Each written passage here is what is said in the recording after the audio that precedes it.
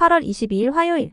오늘 10% 이상 급등한 종목과 그 이유에 대해서 알아보겠습니다. 오늘 장은 오후 4시 30분 키움증권 기준으로 코스피 지수는 0.28% 상승한 2515.74포인트로 마감했습니다. 외국인과 기관은 매도로 임한 가운데 개인은 매수로 대응했네요. 한편 코스닥 지수는 0.52% 상승한 893.33포인트로 마감했습니다. 외국인은 매수, 기관은 매도로 임한 가운데 개인은 매도로 대응했습니다. 그럼 본격적으로 오늘의 급등 종목들을 살펴볼게요. 오늘 10% 이상 급등한 종목은 총 35종목으로 코스피에서는 8종목, 코스닥에서는 27종목이 나왔습니다. 이 중 상한가 종목은 스마트레이더 시스템, 신성델타테크, 인상가, 큐리옥스 바이오 시스템즈, 엑셈 5종목이고요.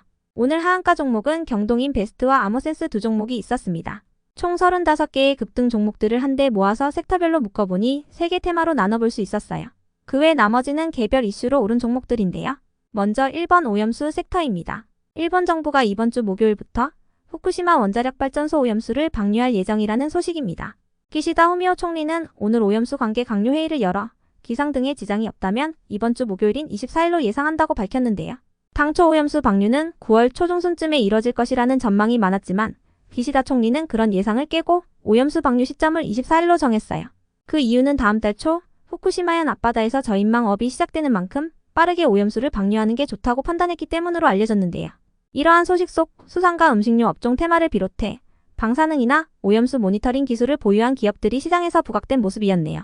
다음은 이번 초전도체 섹터입니다. 최근 퀀텀 연구소가 발견한 상온 상압 초전도체 LK99에 대한 진위 논란이 계속되며 결국 초전도체가 아니다 라는 의견 속에서 관련주들이 급락세를 보인 바 있는데요. 오늘 한국초전도 저온학회가 현재 진행 중인 학예학술대회에서 LK99와 관련한 비공개 간담회를 열 계획이 있다고 언급했습니다. 해당 소식에 관련주 일부가 다시 한번 반등세를 보여주며 마감을 해주었네요. 다음은 3번 2차전지 섹터입니다. 어젯밤 미국 증시에서는 테슬라와 리비안, 루시드 등의 주요 전기차 업체들이 상승세로 마감했습니다. 특히 테슬라는 증권사의 매수 추천 보고서가 발간되면서 간만에 급등세를 보였는데요. 미국의 증권사 바이어드는 테슬라에 대해 3분기 사이버트럭 출시 등으로 주가가 상승할 여력이 충분하다고 분석했습니다. 어제도 미국 정부가 중국 신장 지역의 강제 노동과 관련해 수입 제품 검사를 전기차 배터리 등 자동차 부품으로 확대하고 있는 것으로 전해지면서 2차전지 관련주들이 상승세를 보인 바 있는데요. 이러한 분위기 속 오늘도 2차전지 기업들이 상승세로 마감을 해주었네요. 그 외 나머지는 개별 이슈로 오른 종목들인데요. 먼저 레이더의 개발과 제조 판매를 주요 사업으로 하고 있는 스마트레이더 시스템은 신규 상장 첫날 공모가 대비 30% 상승하며 마감했습니다. 이어서 큐리옥스 바이오 시스템즈는 세포 분석 공정 자동화 글로벌 선도 기업으로 성장할 것이라는 기대감이 지속되며 급등한 것이라 알려졌고요. 다음으로 엑셈은 주요 종속회사인 신시웨이가 IBKS 17호 스펙과의 합병 상장을 위해 제출한 증권 신고서의 효력이 발생했다고 밝히면서 수혜 기대감을 잇고 상승했는데요. 신시웨이는 다음 달 7일 예정된 합병 승인을 위한 주주총회에서 오는 11월에 코스닥 시장에 상장이 가능할 것으로 전망한다고 언급했습니다. 이어서 비투에는 신상장 동력으로 진행 중인 실버케어 사업에 가속을 붙이고 있다고 밝혔는데요. 디지털 사각지대에 있는 실버 세대에 대해 그들이 충분히 돌봄을 받을 수 있는 시스템과 서비스를 개발하여 론칭 준비 중에 있으며 국내 론칭에 이어 해외에도 사업 영역을 넓혀갈 예정이라는 소식에 기대감을 입은 모습이었네요. 한편 동훈하나텍은 어젯밤 미국장에서 필라델피아 반도체 지수가 2.8% 상승 마감하고 특히 엔비디아가 내일 실적 발표를 앞두고 8%의 급등세를 보이면서 국내 반도체 관련주인 동훈하나텍에게도 상승 여파가 전해진 모습이었네요.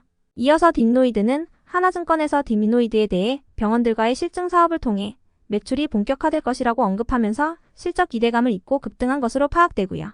다음으로 폴라리스 오피스는 경상북도 교육청과 문서 협업 솔루션인 폴라리스 독스 공급 계약을 체결했다고 밝히면서 급등했습니다. 폴라리스 독스는 다수의 사용자가 하나의 문서를 동시에 편집, 공유, 관리할 수 있는 올인원 문서 협업 솔루션이라고 하네요. 한편 인벤티지랩은 최근 비만 치료제 개발 소식이 호재로 지속된 모습이었고요.